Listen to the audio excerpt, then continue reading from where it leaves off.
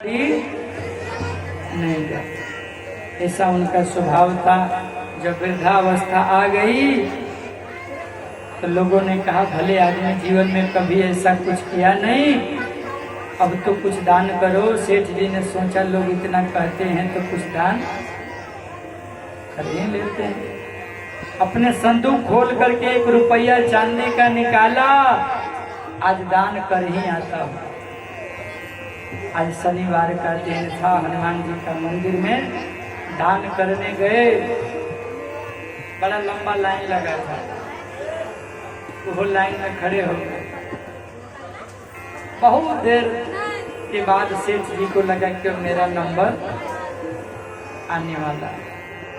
चांदी का सिक्का जो है हाथ में डाले हैं, पसीना पसीना हो गए हैं पूरा।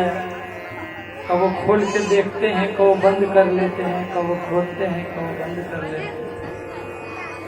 जैसे ही मंदिर के पास पहुंचे, खोल करके देखा तो बिल्कुल रुपया भींग गया है। सेठ जी ने कहा लगता है हमसे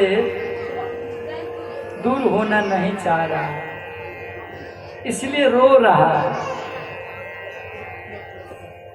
तो चलो जब इतना रो रहे हो तो हम तुमको अपने से दूर नहीं करेंगे। फिर अपना पॉकेट में रख लिए, घरे आकर के संदूक में बोल कृष्ण कन्हैया लाल।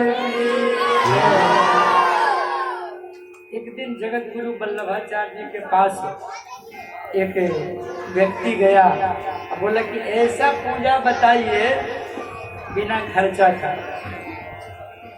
हाँ, बिना खर्चा का तो आज के समय में कुछ भी होने वाला नहीं है। अर्थ प्रधान समय है।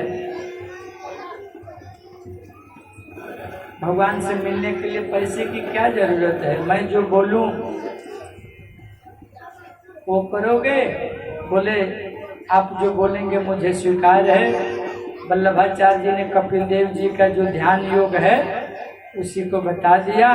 घर में जाकर के सवेरे जल्दी उठ जाना, फिर समाधि में बैठ जाना और मानसिक सेवा करना, मन में ही भगवान का ध्यान साधना करना।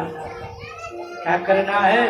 बोले कि सवेरे 3 बजे बैठ जाना, भगवान का ध्यान करना कि मैं भगवान का जो है स्नान करा रहा हूँ, भगवान का चरण धो रहा हूँ, तिलक कर रहा हूँ, स्तुति विनती कर रहा हूँ, भोग लगा रहा हूँ और भगवान का सेवा कर रहा हूँ।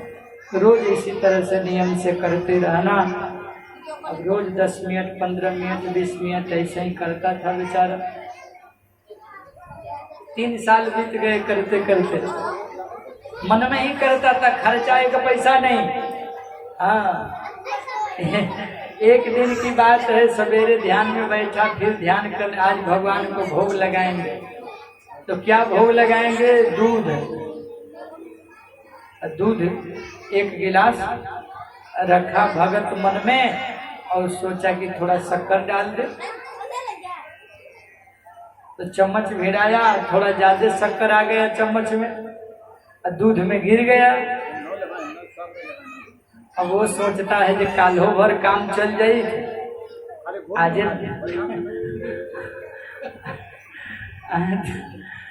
तो हाथ घुसा के निकालने लगा।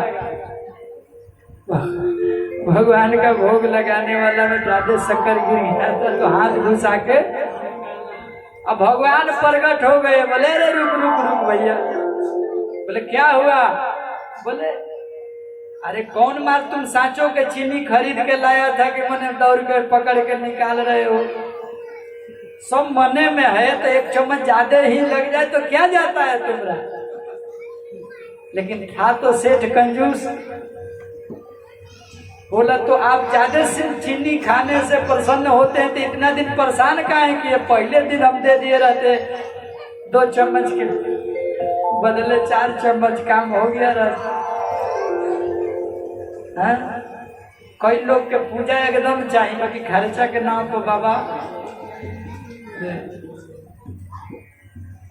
शादी विवाह में बिना खर्च का काम चलता है? घर में सत्यनारायण का भी पूजा करते हैं तो कितना परेशानी होता है। और यह तो श्रीमद् भागवत कथा ज्ञान यज्ञ है, 8 दिन का यज्ञ है। ये तो भगवान की लीला है जो पार लगा रहे हैं। एक गांव की घटना सुनाते हैं। काशी में एक विद्वान पंडित ने बहुत सुंदर भागवत का तैयारी किया, पढ़ लिख के विद्वान हो गए, पूरा याद हो गया, कथा करने लगे। तो जैसे ही ट्रेन पर चढ़ करके चले, अब आगे बढ़े, दूसरे स्टेशन पहुंचे तो कुछ बेचने वाले गाड़ी में आते हैं ना, चिनिया बादाम, झाल मुढ़ी, तो वही बेचने वाले लोग आए। तो पंडित जी ने सोचा चलो भूख लगा है कुछ खा ले। तो टिकट रखे थे, पैसा रखे थे, पॉकेट में जैसे ही हाथ डाले तो पॉकेट में हाथ इधर से उधर निकल गया। जेब कतरा लोग जेब साफ कर दिया था। अब बेचारा का तो हाथ है, देखे तो पैसा भी गायब, टिकट भी गायब। अब कहाँ जाए, क्या करे। अगला स्टेशन कैसे हो गए, जाके उतर गए। सोचे बिना टिकट के जाएंगे तो कहीं और जेल का हवा खाना होगा। चलो भागवत भगवान मेरे साथ हैं तो कृपा हो जाएगा, कुछ कहीं कथा उथा सुना लेंगे तो कुछ पैसा वैसा हो जाएगा, तो फिर अपना जगह पर चल जाएंगे। तो करमतोला आके उतर गए। आ गए किशन प्रसाद। बहुत पहले का बात बता रही, तो 85 में न गाँव आया है वो। उसके पहले एक बार ही गाँव था, वो समय का कथा सुना रहा। तो गांव में आए तो लोगों को बोले कि अरे सुनो भैया, यहाँ कोई संत वैष्णव का घर है जो सत्संगी हो, कथा भजन का थोड़ा भाव, असाधु महात्मा का सेवा करता हो। तो गांव तो ऐसे ही था सब। बोले नहीं ऐसा कोई। तो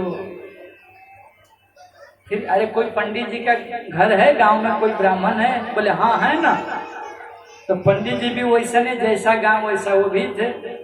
पंडित जी के पास गए, अरे भाई भागवत सुन लीजिए पंडित जी।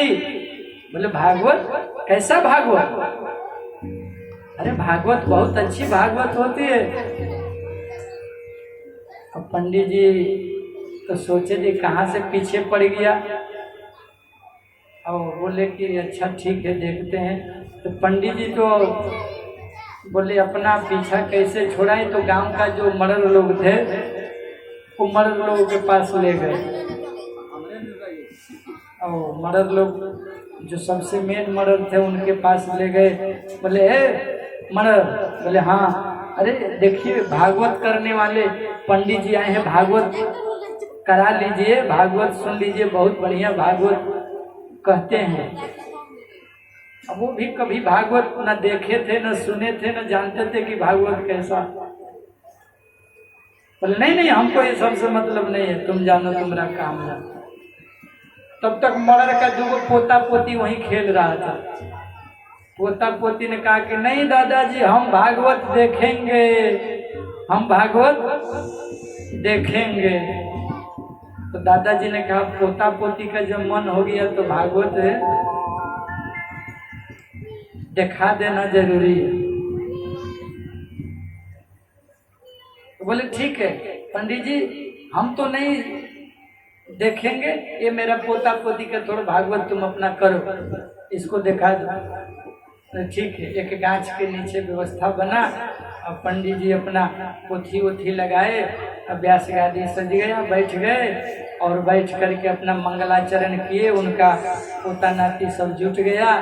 अब भागवत कुछ देखेंगे, अब भागवत देखेंगे। वो सोचे भागवत देखने का चीज होती है, तो देखने के लिए सब इंतजार कर, अब भागवत देखेंगे, अब भागवत देखेंगे। मर्द अपने घर से खा पी के आए, जहाँ व्यास गादी को पंडित जी बैठे थे वो भी आके वहीं चढ़ के बैठ गए। अब बैठ गए, अब पंडित जी अपना मंगलाचरण कर रहे हैं, कथा सुना रहे हैं। तो मर्द आके बैठे नहीं, पंडित जी के जंघा पर सिर रख के सो गए। और सो गए तो ठीक है, लेकिन नाक उनका अब अपना घर घर चालू होगा, स्लीपिंग अब उनका। हाँ, अब नाक बजे तो भागवत कैसे करे? पंडित जी भी परेशान हो गए। अच्छा 10 मिनट 20 मिनट सोचे कि अब तो जग जाएगा, मर्द आदमी है, कुछ कर न दे, डर भी रहे थे पंडित जी। 1 घंटा हो गया, तो 1 घंटा बाद अब नहीं रहा गया पंडित जी को, तो जांग इधर उधर किए, रे भैया जांग दर्द कर, आप तो छोड़िए।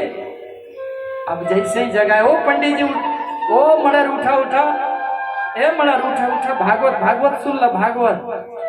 अब अपना आंख मुंह टरेलते हुए जगे, लाल आंख करके एकदम पंडित जी के तरफ ऐसे देखे कि बाप रे बाप। पंडित जी ने कहा ये तो गजब आदमी है भैया। नहीं रहा गया, मर्डर जी को बोले, है मर्डर उठ के बैठिए ना, भागवत सुनिए, भागवत देखिए। हाँ, मर्डर को तो आया गुस्सा, एक गुस्सा जोर का पंडित जी को लगा।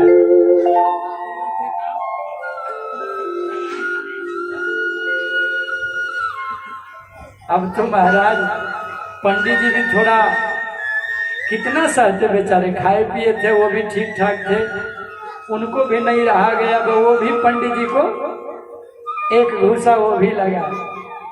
अब पोता नाती बोले देखो भागवत देखो भागवत, अब भागवत देखने का काम आ गया है, अब भागवत प्रकट हो जाएगी, अब हम लोग भागवत देख रहे हैं। देखो देखो दादाजी पर भागवत चढ़ गई है, देखो पंडित जी पर भागवत चढ़ गई है।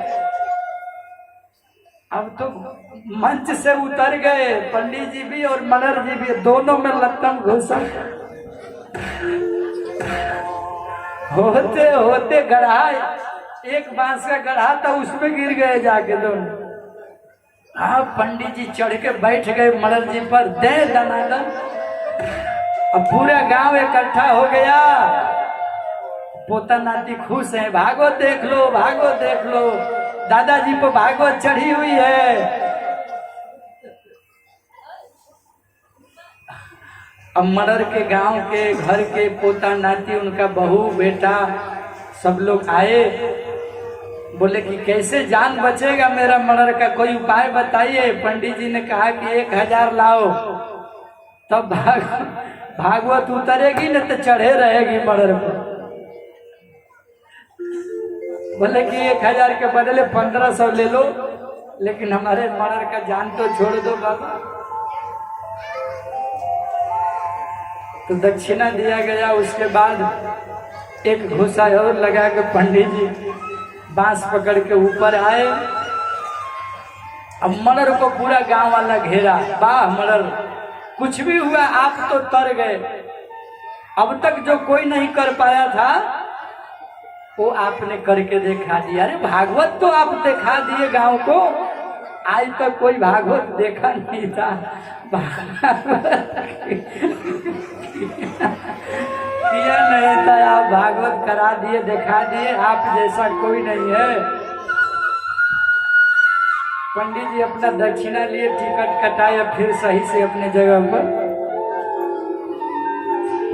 तो जहाँ भागवत का लोग महत्व तो नहीं जानते हैं, वहाँ यही हाल भागवत करने वाले का भी होता है और भागवत कराने वाला का भी होता है। बोल कृष्ण कन्हैया लाल की, श्री हनुमान जी महाराज की।